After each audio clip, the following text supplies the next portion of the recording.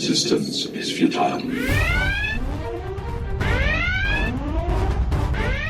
Boldly going where no show has gone before. This is The Week in Geek with David D. Squared and Brian Held. Heard live on News Talk 99.5 WRNO and the iHeartRadio app.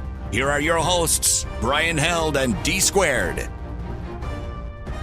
Greetings, people of Earth. This is The Week in Geek, your source for geek and pop culture news that's trending now. I'm your host, D Squared with Brian Held. Brian Held. How the hell are you, buckaroo? Oh man, I'm. You're wearing a shirt with buttons. I didn't even know you owned a shirt with buttons. Well, you know. Who are you? What have you done with my co-host? I had sort of a lunch thing that I had to do earlier. I had a thing. I did. I had a thing. I can't talk about it because I'm too cool. No, well. All right, well, let's lay out the show. We have a interview spectacular. Yeah, look, man, we just don't have breaking news. Right, so we don't have enough time to cover everything we want, and all of these great interviews just suddenly dropped on us.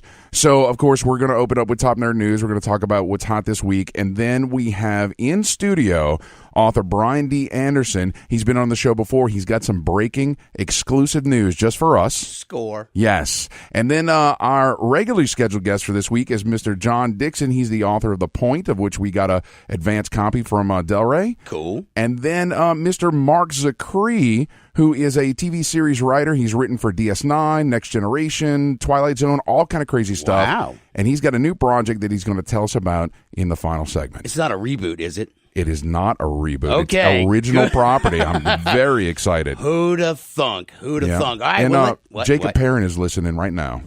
Who cares? Okay, just thought I'd say. Hi, Jacob. And now, your top nerd news stories from around the world, brought to you by the Viridian Tea Company. Find them on Etsy. And now, your top nerd news story. I thought we'd grown past shout-outs, Brian.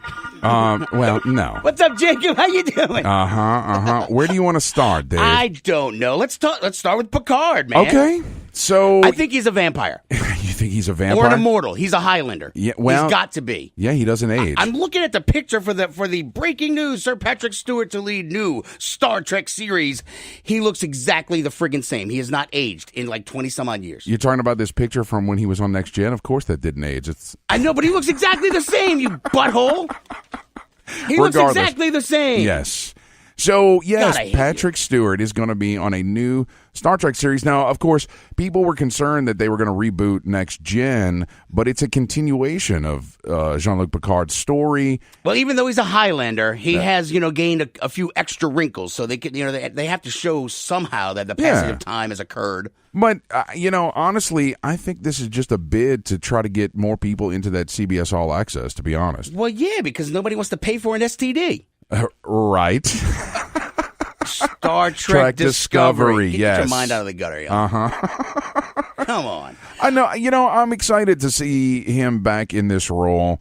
I like what he said because it's Jean-Luc, but it's also Patrick Stewart, man. Because I think we've all watched some of the extra stuff that's been in all the series, like, in the DVD cases where, like, when he first got on, he had a stick firmly planted in his rectum like you. But then after the passage of time, it slowly was removed, and he started having fun with it. He wasn't, like, the serious Shakespearean actor. And now he's kind of got, he's embraced it after Star Trek, where he's done more comedic roles. Yeah. But now, it goes back to almost like the original series where it caused a whole new age of discovery and or kids, wanted to be astronauts, wanted to go into sciences, wanted to do more. And, the Next Gen did that. And I guess I know DS9 didn't make me want to go join up to Space Force or nothing. Well, yeah, right. Space Force? DS9, of course, was that whole narrative. Like Voyager sucked. Voyager. Well, sucked is a harsh term. Wait, you're talking about the 7 and 9 show? Yes, right. 7 and 9 was that was the best part. Now Enterprise, that one sucked. There was no redeeming facts except for T'Pol. There was no redeeming fact. The first couple seasons weren't bad. No, they were all garbage. No, they were all garbage. I didn't think Enterprise was that awful. I thought with Bakula at the head, the Quantum Leap guy, I thought we'd have a great show. No, it sucked. It's been a long getting from there to here. Shoot me in. Sorry. All right, yes. squirrel. Look, I'm excited to see this. I think, Patrick Stewart has the force of personality to carry his own series without the extraneous cast. I think he could do a one-man show, and I would still watch it. So you're going to sign up for CBS All Access? Hell no. Well, all right. Well, how are you going to see it? I'm going to get STDs for free. Oh, gee. I know people. I know people. Moving on, Dave. What's next? All right. So here, let's see. Let's take a listen to this. This is a proud papa moment. His kid just won a whole bunch of cash in a Fortnite game. Okay. Dad. $86,000? Yeah. You're gonna need a tax guy. That'd be me. Hey, you took more than Vivid. Vivid only got 60. Yeah. You won $26,000 more than first place. Are you crying? No, yeah. Hey, I would too, brother, but hey, you see what Daddy Papa 2K's been talking about? Yeah. Huh? That's awesome. Everybody's calling me Papa 2K. That's awesome. I should have thought of that name. So the kid just won a huge Fortnite tournament, won $86,000. Like he's streaming it live on his Twitch channel to like maybe 5,000 people. Right. And then afterwards, I don't know what the final number was, but he easily doubled his stream, and people now know who this kid is. But the biggest thing is that the dad calls him up, right after he watches him win. He's watching his kid win money on Twitch, and then calls his son up. He's like, dude, you won $86,000. Yeah. Right. And so it's one of those things where we're starting to see the whole esports conversation shift, where it's no longer a question of is it legitimate. Now it's just a matter of what happens next, because the legitimacy is no longer in question now. Now you're seeing parents and people getting involved, because actually you told me something right outside the station when we were getting ready to do the show. So yes, thousands of parents are now hiring Fortnite tutors for their kids. I can't even afford an STD. I'm not getting a Fortnite. I'm not paying for a tutor for Fortnite. Not happening. I'm cheap. As I understand it, like people are paying $28 an hour to Holy crap, no. have their kids tutored on how to get good in Fortnite. Watch a tutorial. Play more games. Practice. Well, maybe if you know how you get to Carnegie Hall, Brian? Practice. Practice. Practice. That's Fair how enough. you get there. Yeah, Lewis Black got there. So, but yeah, and it says that even parents are taking lessons so that they can bond with their children. Look. I don't know if I told you this story 2 weeks ago. DJ and I, when I first played, the third game he and I played, we won. We won in duos. Yeah. Yeah, you mentioned that. Because Dad's got skills. I've been playing these damn games forever. The funny part was the look of awe on my son's face. Like, holy crap! I'm like, I back it up, kid. I back it up. But no, I think there is, as a parent, it's an easy way to bond with your kids. Especially, if you don't know what's going on, like for older parents. But now you and I are on the cusp of that age group. Like people a little bit, maybe 5-10 years older than us. They didn't even friggin' have Atari back then. So there's a huge gap between that age bracket of parents and these kids now. But most of the younger kids and people like us, and even just a shade younger than us, they were born to it, molded by it. You merely adopted the darkness, Brian. Yes. See what I did there? I do. All comes back to Batman, baby. It does, always. Patrick Stewart as Batman, that'd be awesome. You want to start a hashtag trending on that? Dude, yeah, he could have like a flashback or a dream episode for whatever new Star Trek series it is. Okay, you just took a dark turn. The Stop. Bat series. Oh God, Starbat. No. Okay. So while we're talking about games, of course, the 2018 Overwatch Summer Games starts August 9th. Yes. Some of the new skins have already started to come out. Diva's got a Wave Runner skin that's pretty tight, and Reinhardt has that Gridiron. Yes, he does. Even Yeah. Overwatch is getting behind football. Suck it, Brian. No, football needs to get behind esports. No, it's not going to happen. Look, what are you talking about? Fortnite has a $100 million tournament that's coming up, dude. Yay for you. Oh, It's not man. going to supplant football unless football keeps going down the road they're going right now, where they want to Exactly. make it touch football, flag Exactly. football. And it looks like they're going to bring back Lucio Ball in the Overwatch Summer Games, which is a blast. It's kind of like Rocket League. I'd rather play Rocket League. Well, All right, so squirrel moment, but actually, since we fired Skungy this week, we'll give him a little homage because, on the D League, on our sister station, Sports 1280, Monday through Friday, the D League with me, D Square. Yes. All right, so I brought Skungy on. Did you know Evo was going on this week? The fighting tournament's been going on like 20 some odd years or something. I was not aware of this. Yeah, no. Breaking news, but here's the cool part. So they have like Injustice 2, they have Super Smash Brothers, like pretty much every fighting game. It's only fighting games. Okay. And we signed up for the fantasy teams. I got two fantasy teams. I ended up losing, but I had like 2,000 points. The guy who won only had like 3,500 points. Really? Yeah. So you draft a bunch of nobodies. You just basically we drafted some guy named Honeybee. And then there was other guy was Emperor Flappy. He did really good. Emperor Flappy got me a lot of points. Okay. But it's Smash.gg. So now that was Evo. But you and I were talking about how we're seeing this whole new trend in like fantasy football, but now we're seeing it fantasy esports. Yes, yeah, because they have the fantasy league for Overwatch. Yes, they do. So this thing that you mentioned for Evo, is that just for the tournament or is it an ongoing? No, I'm going to wait. But I mean, it already ended because one of our other stories in Top Nerd News is the whole Bayonetta situation with Super Smash Brothers. Right. The crowd turned. Yes. Crowd turned on the guys on the main stage. They were like 16 years old and 17-year-olds. And they were like, they placed like 17th and 18th a few years ago. They were basically not even projected to be anywhere near the top 5. Right. Well, it came down to them. And what it is, people are complaining about Bayonetta having too many combos and ability. It's like they're saying the character itself of Bayonetta is too overpowered. Okay. And it shouldn't be used in the tournament. And so, and I guess kind of backing up their claims, 3 out of the top 5 were Bayonetta characters. Fair. So, but the kids were like, that's the character they're good with. And they made it up there.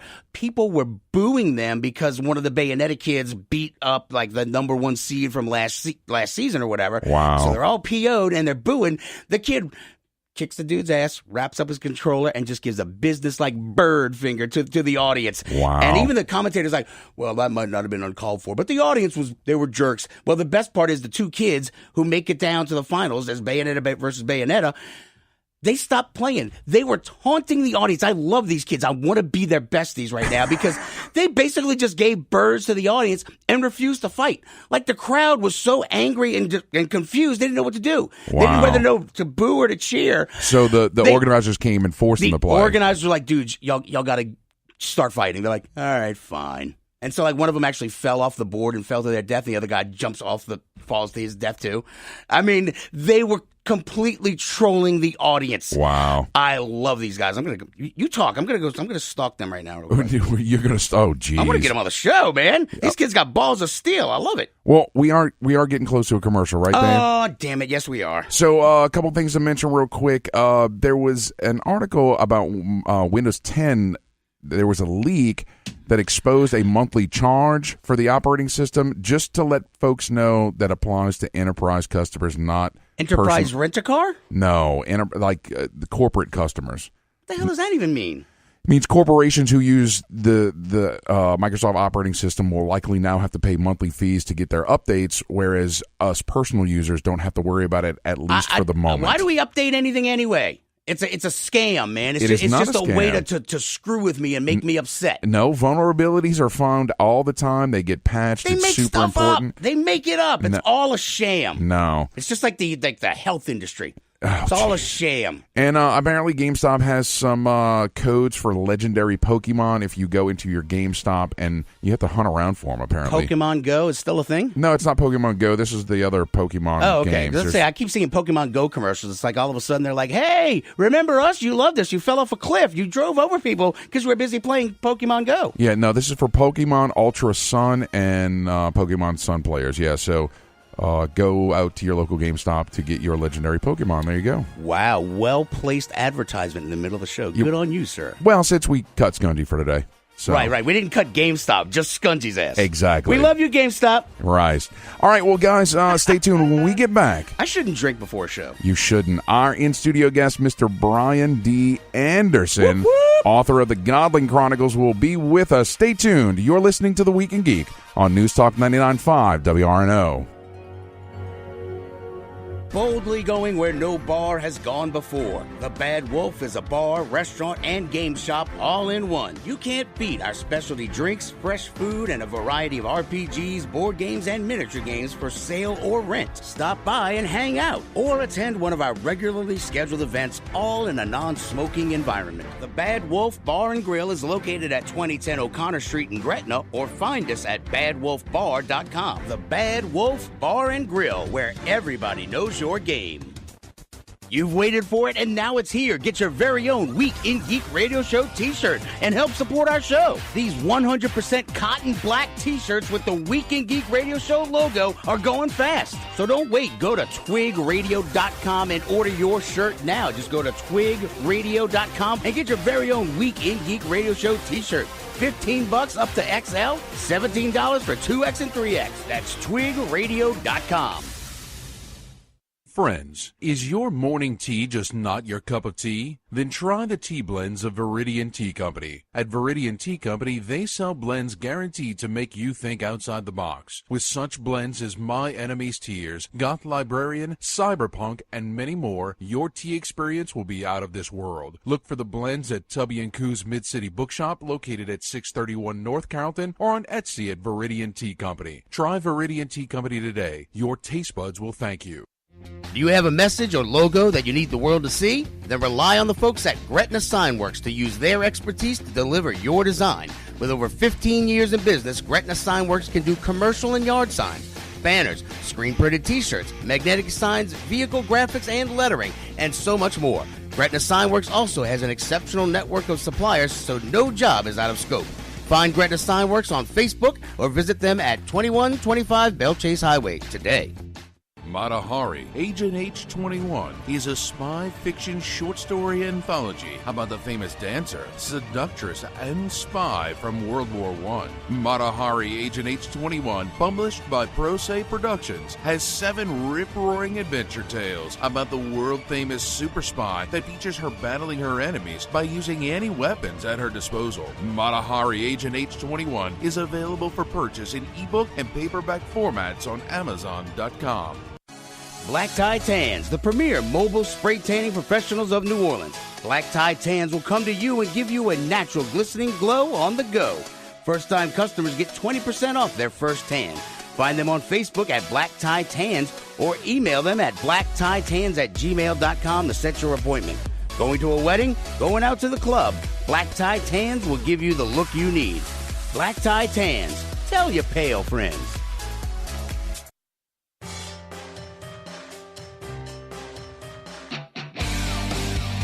My name is Optimus Prime, and you are listening to Starscream here, and you are listening to The Week in Geek. Call me Lord. Welcome back into The Week in Geek. I'm D Squared along with Brian Held. Brian, we have a very special guest in the studio. Absolutely. We have with us author of The Veil and the Godling Chronicles, amongst plenty of other books, Mr. Brian D. Anderson. How are you? Hey, man, what's going on? Oh, man, well, you and I have been hanging out for the past couple of days. Oh, yeah. Running around the French Quarter, you know. Eventually the hangover is going to catch up with me. Well, you know, that's why you keep drinking, so you don't. See? Yeah. Brian actually gets it. Look at that. So, of course, we wanted to bring you in because you have an exclusive for us, man. Yes, I absolutely do. And this is not going out on the press wire until tomorrow. Right. But I have signed a 3-book deal with Tor Publishing. They are the fantasy arm of Macmillan. Right. And the largest seller of fantasy novels in the world. Wow. And it's you know, that's just been amazing for me. You know, I mean, I've written 15 indie novels. I've done some, you know, signed some deals, you know, for audio rights. But to be with Tor is just, you know, oh no, that's fantastic. huge. That's huge. Now, you know, we've been talking all weekend long kind of about what you've been doing, and I'm absolutely blown away because you are clearly every reader's dream. because you are writing so much right now. So tell me about kind of your writing schedule. What's happening right now? Well, I get up at like 3 o'clock in the morning, and I go and make a pot of coffee and stare at the computer screen for about an hour and drink a pot of coffee and smoke about half a pack of cigarettes. Okay. Until I'm coherent, and then I Right. start working. And I do that until about noon. Then I take a nap. Then I get up, and then I do it some more. Well, And but between what now and 2020, how many books do you have to get done? I have I have 4 more after that I am contracted with Audible for. All right. I have 2 more that the Tor novel. The series itself is called The Sorcerer's Song. Okay. And it's a trilogy, and so I got to have 2 more I have like 6 books total that I have to write. Not by 2020, Okay. because the first book of The Sorcerer's Song is coming out in 2020. I hope to have at least the second one done by then. All right. But I have to. I still have 2 more books of The Veil, the last Godling Chronicles sequel, and another Kiri novel. Right. That I have Okay. to write. So it's a lot of work. Yeah. man, I'll tell you. So, I mean, what's sort of the release schedule? I mean, we've got the rest of 2018 now and 2019. What? I don't know how many are going to be released because I'm doing simultaneous releases on the audio stuff. So Okay. I hope to have 2 of the books, the second Veil and the last Godling Chronicles, written by the end of the year. All right. At least into the editing process where I'm no longer writing, where I'm just getting them back from editing. And when they'll release it, it's going to be entirely up to them, of course. Okay. And then the next year, I'll finish up with the last Veil book and the last Akiri book, and that'll pretty much free me up on my indie stuff. So to continue, with the tour books. Gotcha. And so but those are a lot more complex. Those than as far as the world goes, and it's a lot more character driven. Whereas what I traditionally write is very action based. 10 pages without somebody dying is a waste of 10 pages. Kind of thing. Right. Sounds like you've been following George R.R. Martin a whole lot, right? Yeah, right. Well, now this has been a wonderful experience already because my editor over at Tor, Lindsay Hall, she has been wonderful to work with. She's shown me some things that I was missing, Right. and some things that gave my writing a lot more depth, and it's been a wonderful experience. I know how people come out of the indie world going into traditional, sometimes have these mixed experiences. So far, Tor has been fantastic. Nice. Well, cool. So now you mentioned the books you're working on for Audible right now. Is Derek Perkins going to do the VO on that? Do you know yet? Derek Perkins is going to do all but one of those. Jonathan Davis does the Akiri books, Okay. but Derek Perkins, who's fantastic, he does the Veil and Godling Chronicles, so he'll be doing those 2. Nice. Because we had him back in April 22nd. We had him on the show, thanks to you. Oh, yeah. And a He's a great wonderful interview. guy. Oh, yeah. So the next big thing on your list right now is WorldCon. Oh, yeah. Now that one of the things that we're doing the press release actually tomorrow, and in advance of me going over to WorldCon, I'm going to meet with some people. I get to meet my editor and my agent, all these kind of people in person. It's going to be a lot of fun. Right. And I hopefully get to meet some cool people. So I have to ask real quick, just interject.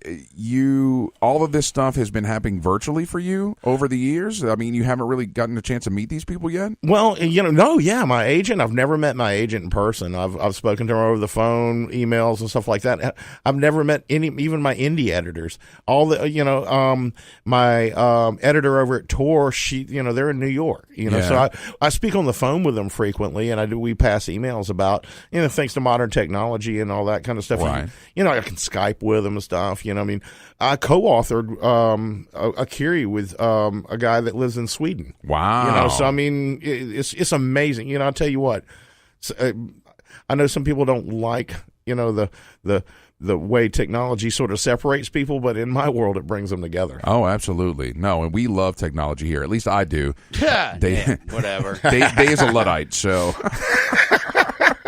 Awesome. So, I mean, what do you have kind of a schedule of what you're doing at WorldCon? No, I'm just going to be, I was going to, my agent wanted me to teach us a workshop there. I sort of backed out of that because I would have so much on my plate right now to put together a workshop that would be worth somebody attending. Right. So I'd have to dedicate a lot of time to putting it together. And I just really, somebody's going to spend their money and put all their effort into it. I want it to be worth it for them. Right. And I just didn't feel that I had the time to dedicate to putting something together that would be worth somebody paying for. Right. I wanted them to get the most out of it. If anybody's ever there and they, want any kind of advice, I give that for free. Yeah. Okay. That's fair. My agent, she's the head of the literary arm of the of WorldCon this year. That's kind of why she asked me if I was wanting to do that. Oh, nice. And where is it? Where is it this year? It's in San Jose, California. Oh, okay. Well, it's not, on the other side of the planet. That's not too bad. No. No, that's fair. So, do you have any conventions here locally in the southeastern region that you're scheduled to go to anytime Nothing soon? I'm scheduled for, but right now we're in such the early stages of everything.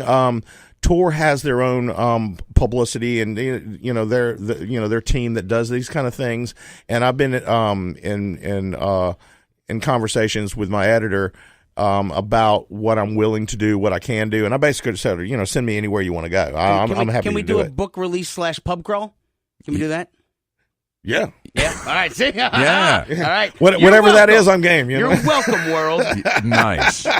Well, yeah, you got to let Tor know that we got a whole bunch of stuff going on down here. It doesn't have to all be on the coast, right? And bring you and some of the rest of their authors. I told my editor about you guys, actually. Okay. You know how much I love the show. So, yeah, absolutely. All right, well, cool. Well, can you please let folks out there know how they can find you, like out on the social media, and keep up with all this crazy stuff you're working on? Okay, you can find me at briandandersonbooks.com, briandandersonbooks /blogspot and .com, of course. And you can also find me on Facebook, author Brian D. Anderson, and on Twitter at Brian D. Anderson 7. Okay. And other than that, you can look me up on Amazon. I'm all over the place. Yes, definitely. And, of course, folks, if you want to dig into more of his Akiri series, his Godling Chronicles stuff, we did have him on March 18th. You can go back and listen to that show on Spreaker.com or iTunes or all that good stuff. So, awesome. Brian, thank you so much for coming in town and spending some time with us. Hey, man, thanks for having me. Congrats on the big news, too, man. That's awesome. Yeah. So where do we find the press release tomorrow? We got the breaking news, but where do the plebes go find it? Tor will have it on their blog spot, and it'll just be all over the press wire. It gets released on what's called the press wire. Never heard of it. And yeah.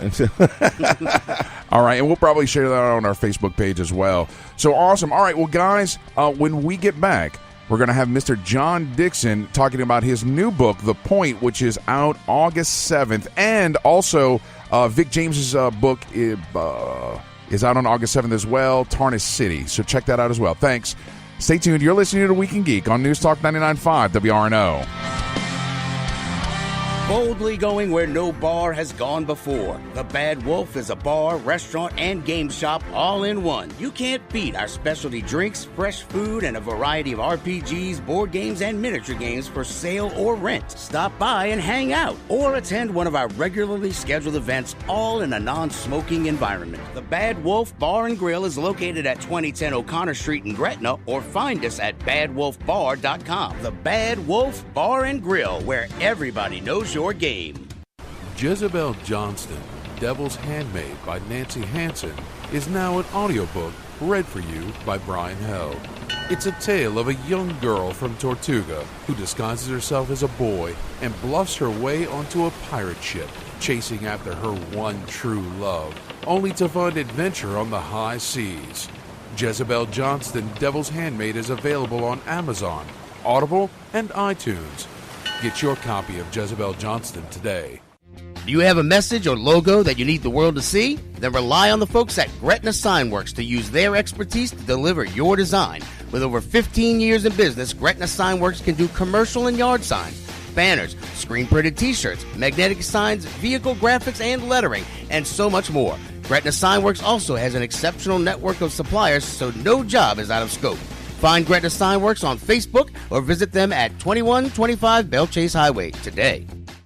Friends, is your morning tea just not your cup of tea? Then try the tea blends of Viridian Tea Company. At Viridian Tea Company, they sell blends guaranteed to make you think outside the box. With such blends as My Enemy's Tears, Goth Librarian, Cyberpunk, and many more, your tea experience will be out of this world. Look for the blends at Tubby & Coo's Mid-City Bookshop, located at 631 North Carrollton, or on Etsy at Viridian Tea Company. Try Viridian Tea Company today. Your taste buds will thank you. Friends, is your... This is Brian Held with the Week in Geek radio show on News Talk 99.5 WRNO. And I'm joined by a very special guest, author Mr. John Dixon. How are you, sir? I'm doing great. Thanks for having me, Brian. Absolutely.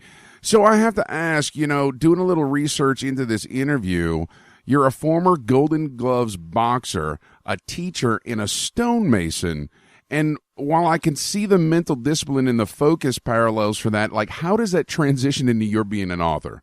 Well, it's kind of independent of that. I mean, I've drawn on all those experiences, of course. I've been writing stories since I was 8 years old. I had a great third-grade teacher, Mrs. Wolf, who let me write anything. She let me write about vampires and monsters and everything, and told my parents that I would be a writer someday, and it meant a lot. So I kept writing, and then, as I got older, I started hiding my stories because other teachers didn't agree with wonderful Mrs. Wolf, but it was always in the background. And, then I needed to get a job, so I got into teaching, and that was great. And I worked stonemasonry in summers in college, and then later full-time for a year. I was actually the stonemason for New York Times bestseller Lisa Scottolini. Wow. Before I published a book or anything, and she was fantastic. Yeah, so the different pursuits really don't have anything on the surface to do with one another, but certainly like with boxing, it really helped me to inform my fight scenes, and it taught me tenacity, and there are connections all across. Stonemasonry is shockingly creative, particularly when you're working with what's called dry lay walls, stacking up rocks on top of each other, making patterns that have to hold together. So it's not that different from piling up words. No, that's fair.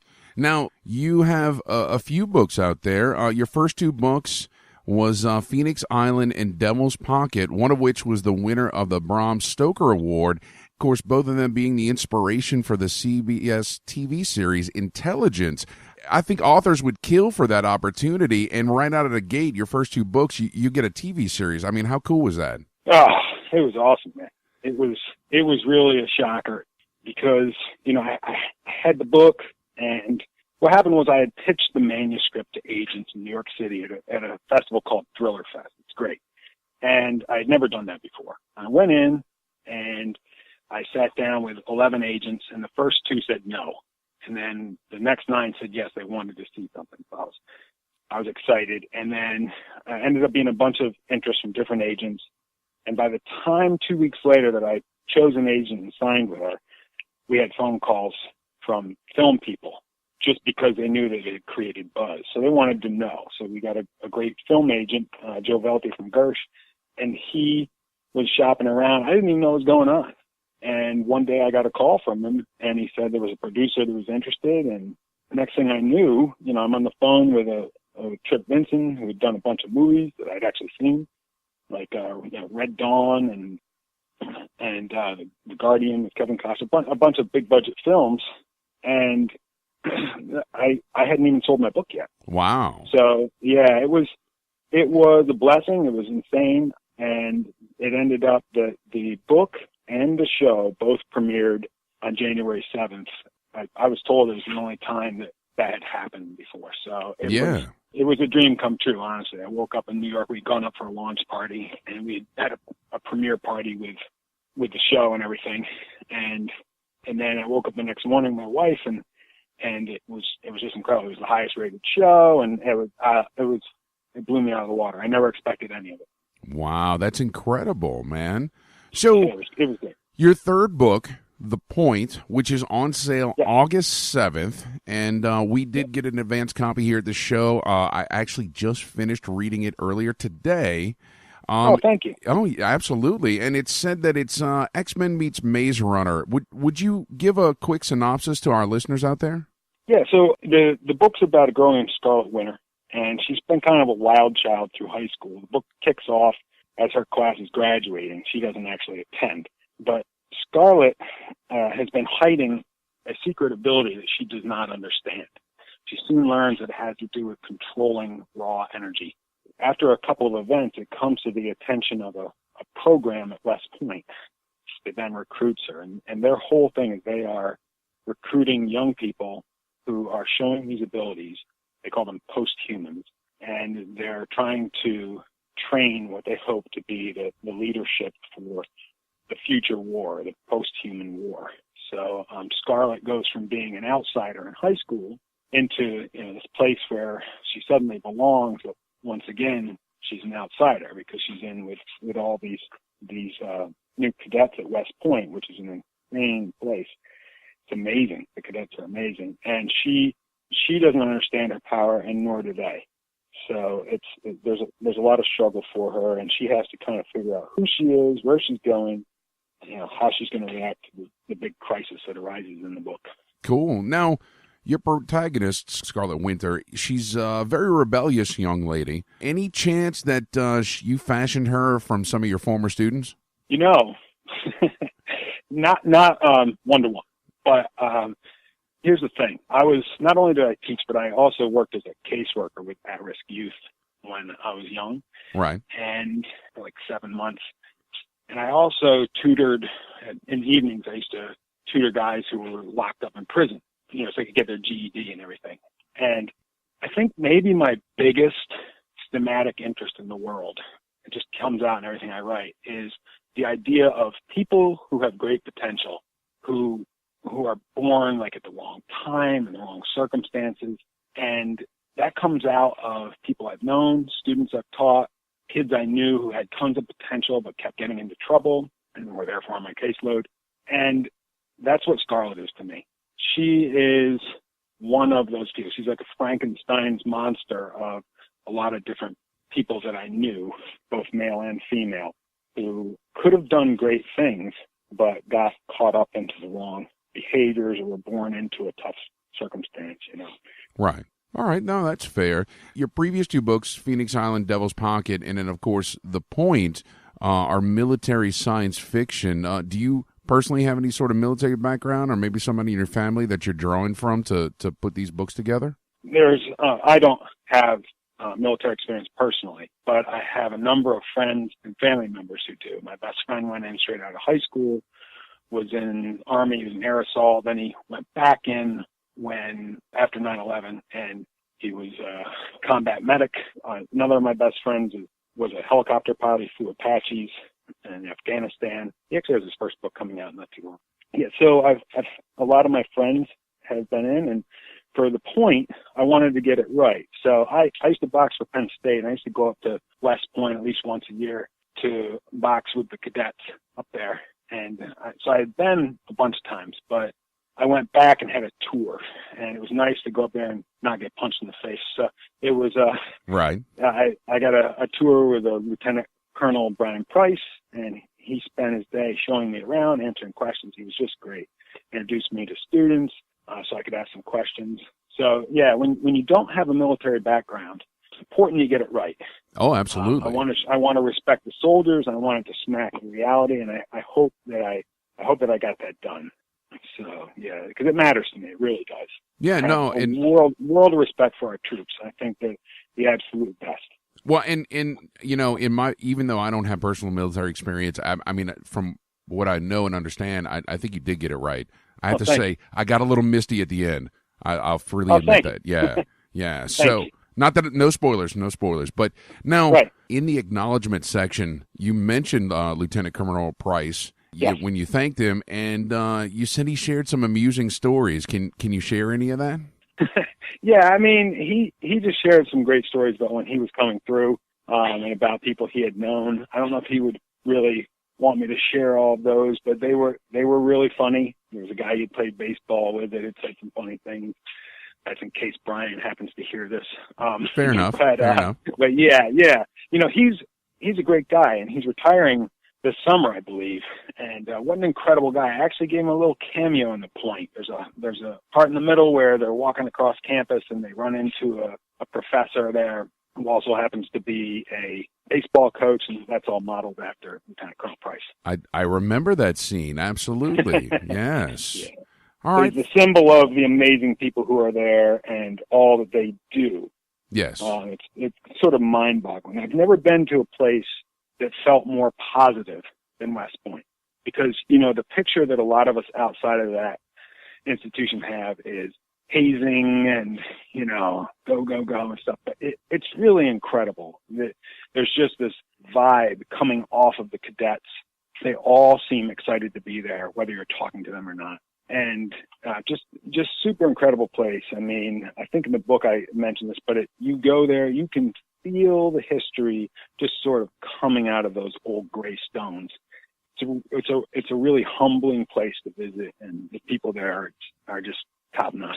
No, that's fantastic, and you did an excellent job. Now, we are getting close to a commercial break, so if you could tell folks, you know, where they can find you out on the net, out on social media, find out more about The Point and what you got going on. Oh, thanks. I appreciate it. Yeah, so I'm easy to find at John Dixon Books.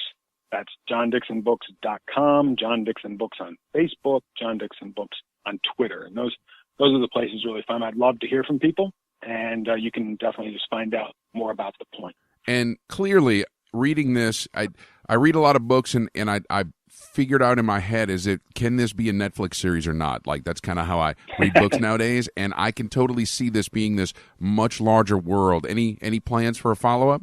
Oh, we'll see. I mean, talk to some people, and it would be great. I hope that something like that works out, because, you know, it's a rich universe there. It would be a lot of fun to develop. So yeah, I hope so. We will hopefully see soon. Fantastic. All right. Well, thank you so much for taking the time with us to talk about your latest book. Oh, thanks so much. I really appreciate it. Absolutely. All right, guys, The Point on newsstands August 7th. Go out and get it. It's a great and fantastic read. And stay tuned.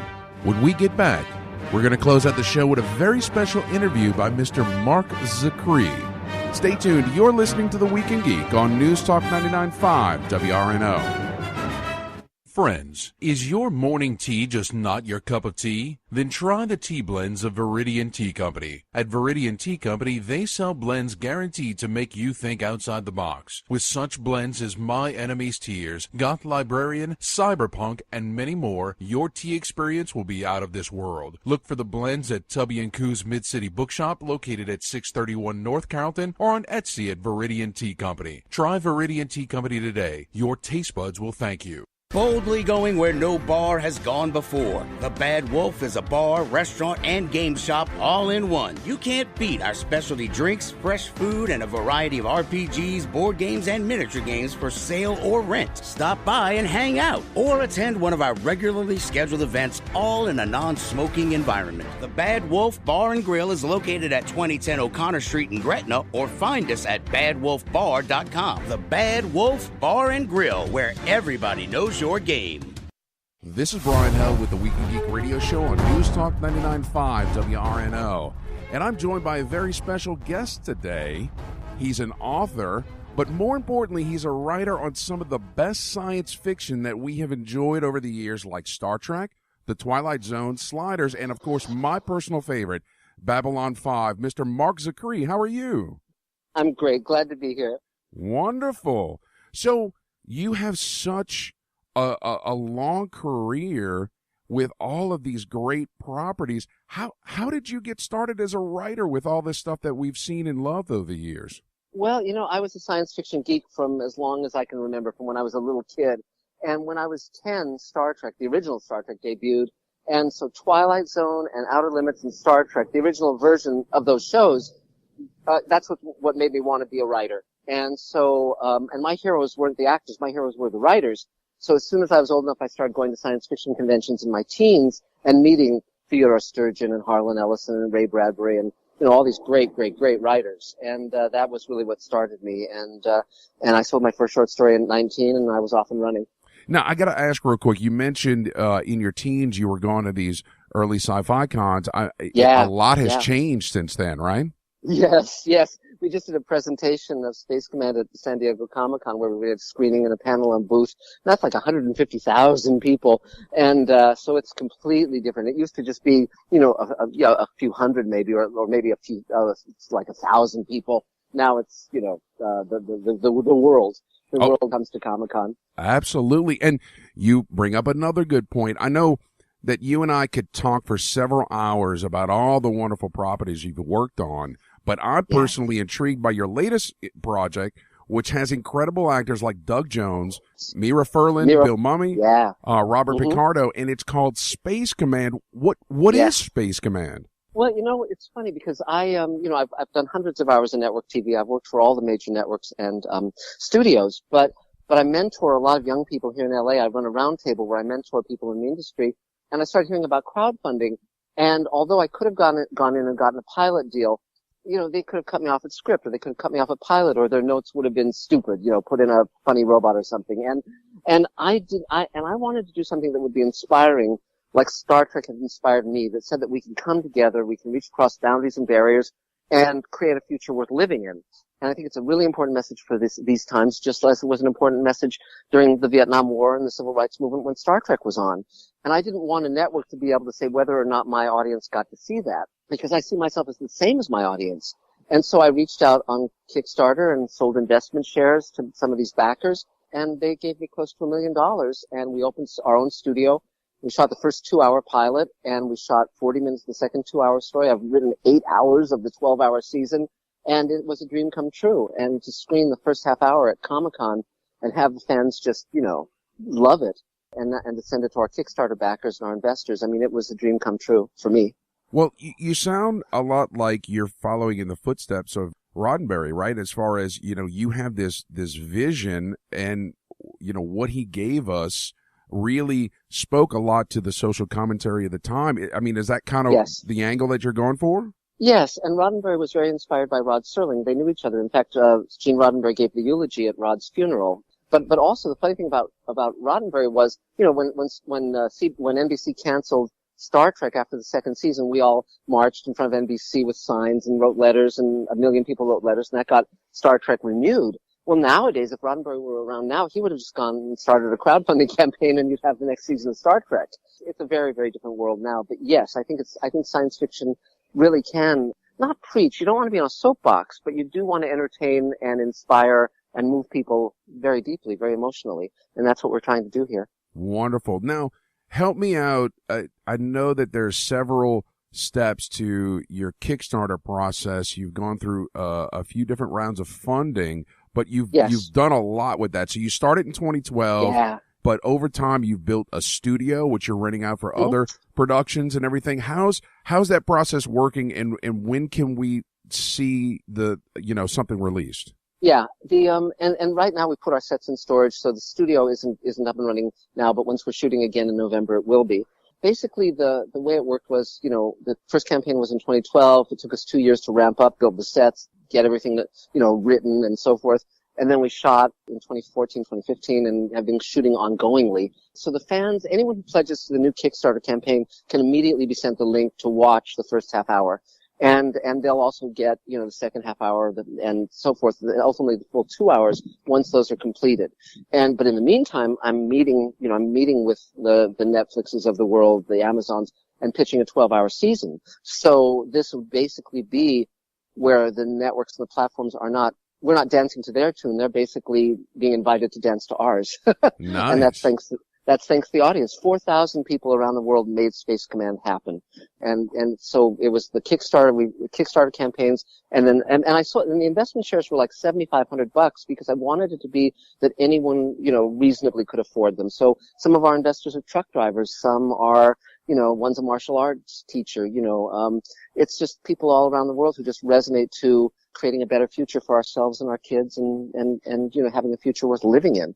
And you can't give in to cynicism or despair or fear, because that means that the future will be worse, not better. And both Roddenberry and Rod Serling were optimists. And Ray Bradbury too. He was one of my mentors, and they all saw the possibility of a better future if we just come with an open heart and work for it. And compassion is really an important word, and I view it as a verb, as an active word. And so I do that in my life, and I do that in my work.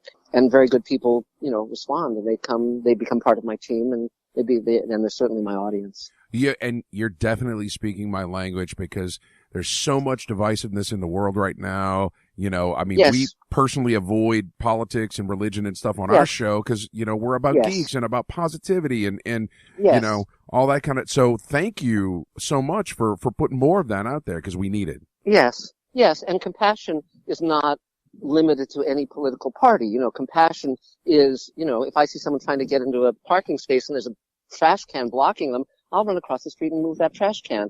And that's a way to make the world better in a small way. Or if you open the door for someone, you smile at someone and you're kind, it doesn't take enormous effort and millions of dollars. It just takes small actions on a consistent basis. Right, definitely. Now, I'm starting to run out of time here. There's some other things that you're working on that I want to touch on real quick. Of course, the 25th anniversary of Deep Space Nine is coming out. You're going to be a panelist in Vegas at the official Star Trek convention. Tell me what's going on with this. Basically, I came up with a story called Far Beyond the Stars for Deep Space Nine. And in it, Sisko finds himself as a writer back in the 50s working for a science fiction magazine. And it was a story that really spoke to a lot of people about why it's important to speak your truth, why science fiction is important. It was very different from all the other Star Trek episodes. So we're screening that episode on Sunday. We're going to have a panel with me and the producers and the actors. And I'm very proud of that episode. And it was inspired very much by a mentor that I had when I was a teenager, a writer named Theodore Sturgeon, who wrote for science fiction magazines and wrote for the original Star Trek. He was an amazing man. And also Harlan Ellison, another of my friends and mentors. And Harlan wrote City on the Edge of Forever for Star Trek. And when I was working up the storyline for Far Beyond the Stars, I actually called Harlan and asked him questions about what it was like to write for the magazines back in the 50s. And so these were my inspiration, these wonderful writers and these terrific people. And I just watched the clip the other night to kind of refresh myself, and Avery Brooks gave such a phenomenal performance with your words. Yes. Oh, it was incredible. He was wonderful, and he directed the episode too. And I had a writer's dream come true, because that week Deep Space Nine was shooting my story on the Paramount lot, and I was a producer on Sliders, and they were shooting one of my scripts of Sliders at Universal lot. So I got a photo of myself in the same clothes with both casts at the two different studios in one day, the same day. Wonderful. So it was great. It was just great. All right, one other quick question. You also have a Twilight Zone companion book coming out, right? Yeah. Well, I'm the world's expert on the Twilight Zone. It was, I loved the show growing up, and when I got out of college, I knew I wanted to be a writer, producer working in television, but there were no classes in that. So I thought, well, I'll write a book about one of my favorite TV shows, and if not my favorite, and learn how to write and produce television. And it was only 2 years after Rod Serling died. I was 22 when I started writing that book. And it came out, and it sold 500,000 copies, and it's been in print ever since. And I just thought it would be good to update it, because since then, many people have told me stories about Rod and about Twilight Zone that weren't in the book, and I thought they should be added. And I just wanted to have audio and video links to rarities, and because in the old days you used to go to like universities and put a 16 millimeter print on a moviola to watch a TV show from the 50s, like some of those Playhouse 90s, but now you can just click on them and watch them. And also there's dozens of links to rarities, Rod Serling commercials, all sorts of stuff. And then I did a new interview with Jodie, Rod's daughter, and George Takei, who was in the Twilight Zone. And you can actually listen to those and watch those, as well as read them. And so it has 500 new photos, 100 new pages of text. I'm really proud of it. Wow. Mark, I'm tired just listening to all the stuff that you're working on, man. It's incredible. Well, since you've got so much stuff coming out, so much stuff to keep up with you, how can folks follow you out there on social media and the internet, all that good stuff? Yeah, I'm Marc Zicree on Facebook and at Marc Zicree on Twitter, Mr. Sci-Fi Channel on YouTube, and there's a million ways to find me. And if you go to Kickstarter, we've got a campaign going for visual effects and post-production. And that's, if you go to Kickstarter and look up Space Command Redemption, you can pledge, and every dollar helps. And anyone who pledges gets a link to the first half hour of Space Command and gets the rest of the 2-hour pilot when we're done with it, as soon as we're done with it. And I'm very proud of it. I think, the fans love it, and I love it. I couldn't be happier. I mean, it's so funny, because with all the shows I've written for and all the things I've done, the happiest time in my life and the most fulfilled time of my life is right now, and so that's, I couldn't be more pleased with how things are going.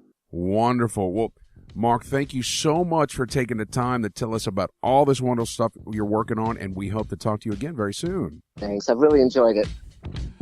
Now, guys, don't forget, we always want to strongly urge you to check out the Facebook page, facebook.com/The Week in Geek. Check out our website at twigradio.com. Follow us on Twitter at Twig Radio and the Instagram, The Week in Geek. Now, Brian, how can people listen to this lovely show? Well, if you miss any part of tonight's show, like those folks on the stream, or you want to catch your favorite part again, you can always find us on Spreaker.com or download Spreaker for your smartphone or tablet. We're also on iTunes, YouTube, Stitcher, Google Play, iHeartRadio app, and at WRNO.com. Sorry about that. Sometimes glitches happen. Till next time, keep your nerd flag raised high. GFL. Your new home for Walton and Johnson. News Talk 99.5 WRNO FM, New Orleans, an iHeart radio station.